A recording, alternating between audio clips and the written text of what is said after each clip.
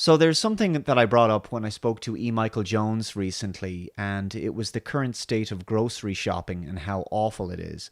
Queuing in a big line, separated by 2 meters, a general sense of demoralization. Social distancing like this accomplishes multiple goals at once. It prepares the populace for food shortages. It proves that widespread social conditioning and mass behavior modification is possible. It divides and isolates the populace and makes people treat each other with suspicion and fear. It breaks social trust. It's also part of a process of conditioning the populace to associate being in public places as unpleasant and filled with arbitrary and cumbersome rules. And it also makes shopping for groceries a pain, thus encouraging people to stay home and order their groceries online, having them delivered to their homes. I wanted to bring this up after reading this article about schools in Quebec, Canada.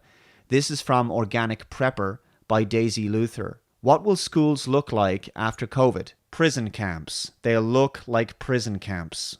If you've been wondering what it will look like when the kids go back to school, one school in Quebec has released their new guidelines and they're shocking. Apparently schools are going to look a lot like prison camps. This is another example of how things will not just go back to normal. Everything is changing, including life for our children. Yeah, so we're being primed for this. That all public settings, pubs, restaurants, sporting venues, public transport, the workplace, even schools will all change to adopt social distancing measures, and human beings will feel more like mice in a laboratory experiment. As I mentioned previously, after 9/11, airport security never went back to normal. So, in a similar fashion, it appears that all public settings are expected to have restrictive and draconian policies in place that are generally a nuisance. These are like ritualistic hoops that we have to jump through just to go about our day-to-day lives. I have a nagging feeling here that the intention is to keep certain aspects of social distancing even after this crisis has fully abated. After all, we keep hearing the term new normal, right? It's going to be the new norm. We know the plan is a mandatory vaccine, but I would have my doubts that the powers that be truly want social distancing to end. After all, it's been a very effective way of dividing the populace. Divide and conquer has always been a powerful way of controlling people. Here are the guidelines one school has laid out. Schools in Quebec, Canada, are reopening on May 19th, and one school released its guidelines.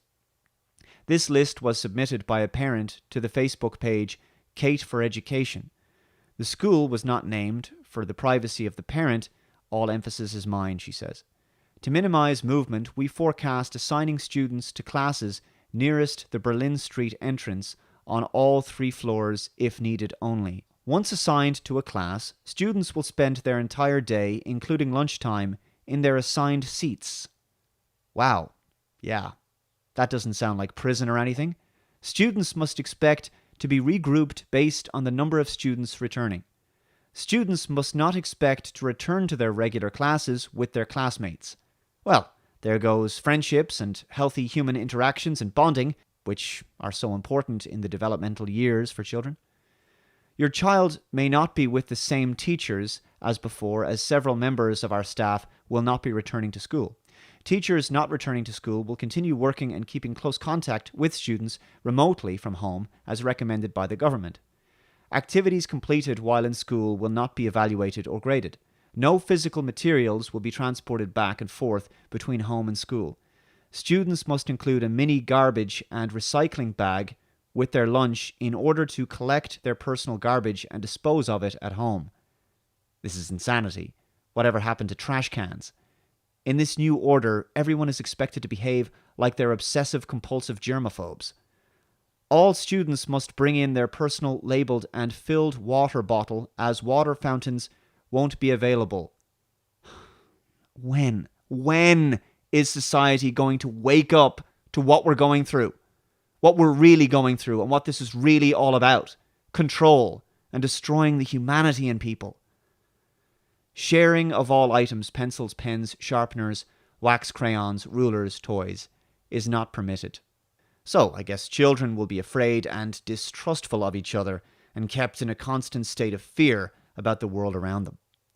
When weather permits, Recess breaks will be held outdoors and will entail of walking outside safely distanced from one another in a prearranged pattern.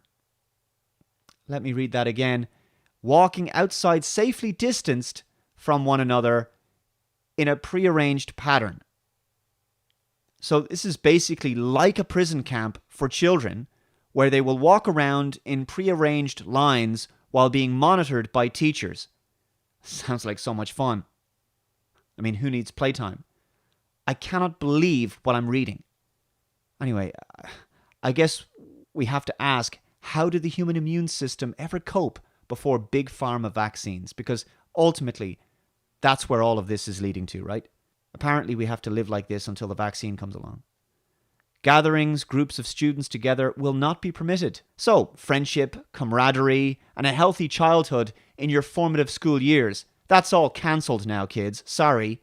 It's for your own good, though. Limited travel throughout the school by all during the day. Bathroom visits will be monitored, escorted, so that proper disinfection by our caretakers can follow before another student uses the facilities.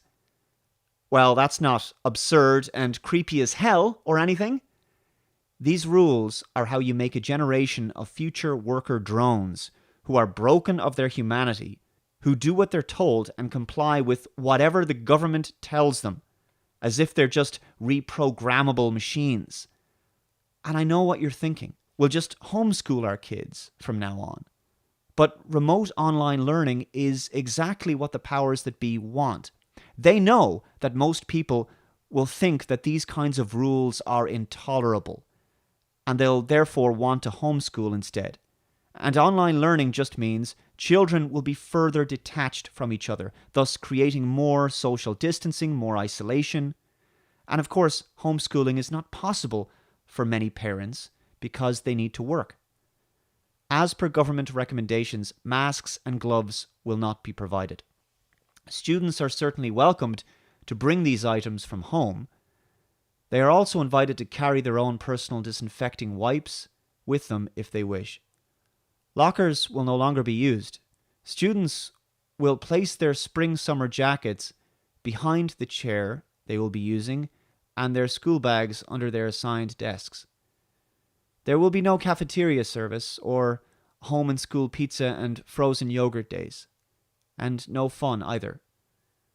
Schooling is about to become torturous, dread-inducing, and deeply dehumanizing. There will be no physical activity taking place in the gym.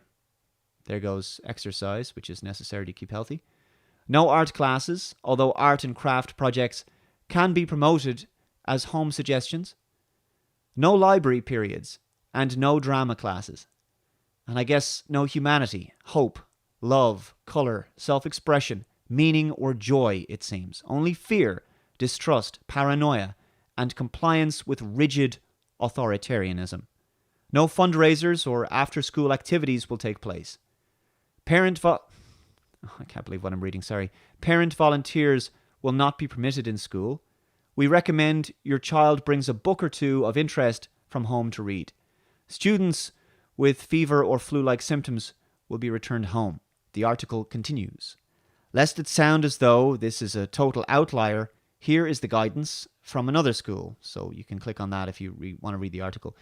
It's similar but not quite as harsh, and here are documents from the Minister of Education outlining the guidelines to be followed by the schools. And did you notice that there are quite a few inconsistencies? Kids can't take anything back and forth from school, except for their lunches, their garbage, their water, their PPE, and some books to read. That stuff doesn't count as going back and forth and clearly is germ-free. This sounds more like a prison for dangerous offenders than a nurturing place for children to learn and grow. Exactly. This kind of environment would be deeply scarring, and I can't begin to fathom how destructive it could be. The article goes on. It's important to note that returning is not mandatory for the rest of this school year. Teachers will still be available for online learning if parents wish to keep their children home. I simply cannot fathom treating children in this way.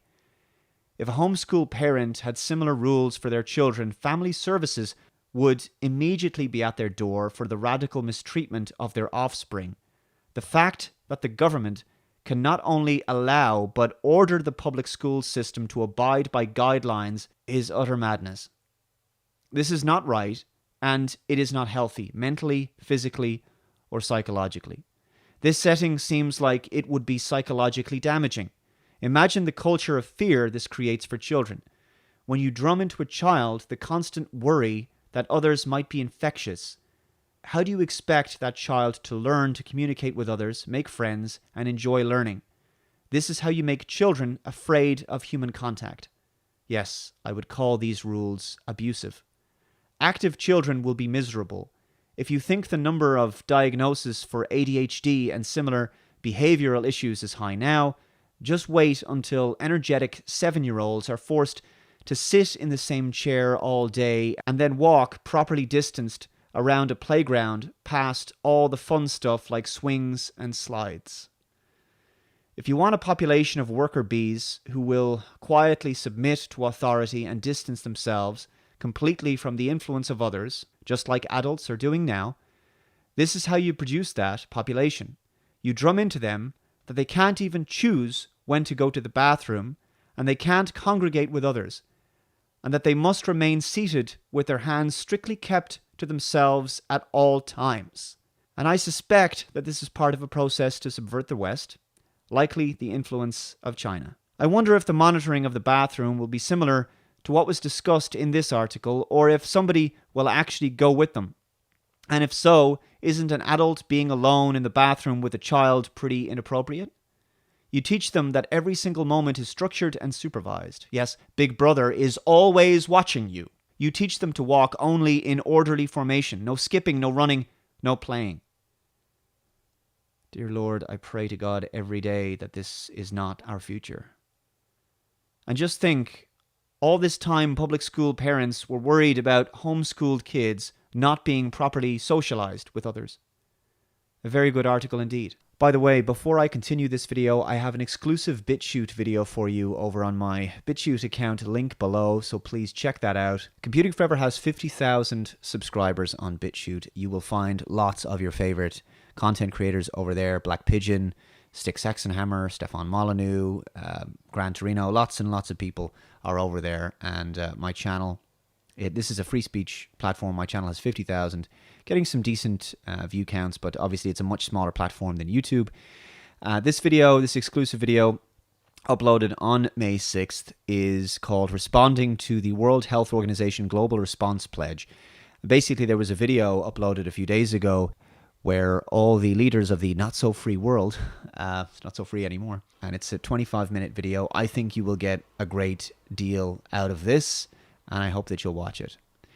It's called Responding to the World Health Organization Global Response Pledge, and a few days ago in the European Union, they convened this conference, and it's basically the world leaders over teleconference pledging money, taxpayers' money, into this crisis to various to basically find the vaccine. And after a few minutes, it will become very clear that this is going to be mandatory. At least they want to make it mandatory. It's 25 minutes long, and I think that you will get a great deal out of it. So I will include that linked below as well, and in a pinned comment on the top of this YouTube video. So I hope that you will watch that. So I need to do more exclusive BitChute videos, actually. So especially now, because it's getting more difficult. It is getting much more difficult to talk about this on YouTube. Also, please share this BitChute video. It's very important that you do that, because obviously my reach and discovery is much smaller on BitChute than it would be on a big platform like YouTube. So I hope you enjoy that video. Well, from one nightmarish outcome to another. This article is from Bloomberg. The office you left is not going to be the office you return to. Goodbye, open desk plan. Hello, masks, temperature checks, and plexiglass walls. So, a prison then. Well, all our rights are gone. And we now live in a police state, a de facto police state, because of a virus with the same fatality rate as the seasonal flu. So it's hardly a surprise at this point. New normal, folks. It's the new norm. Your first day headed back to the office will likely feel different from the minute you wake up. Yeah, that was kind of the plan all along, wasn't it? Imagine the morning begins with a self-administered COVID-19 symptom and temperature check. An app will report the results to your boss. If all's well, a low-occupancy company-provided shuttle will take you to work. Everyone on it will be wearing a mask, a symbol of your subjugation. Once at the office, a second health check. Attendants will strictly control access to doors, elevators, and common areas to prevent close contact. Couldn't have that. The route around the office will be one way only, just like the grocery store. Can't walk back the way you came. Formerly jammed open desk plans will sit half empty. You feel like a mouse in a laboratory experiment yet? You may be encased in a makeshift cubicle made of plexiglass sheets. At least when people are plugged into the Matrix in the movie and kept as battery-farmed power sources, they at least got to experience a virtual reality simulation that was much more pleasant than this situation. To avoid overcrowding, key cards or sensors will monitor your whereabouts throughout the day. Your smartphone may vibrate to alert you to co-worker traffic, like Waze, for commuting to the copy machine. Lunch will come hermetically sealed. Say goodbye to communal coffee breaks. I know there's many of you who work from home, and this doesn't affect you.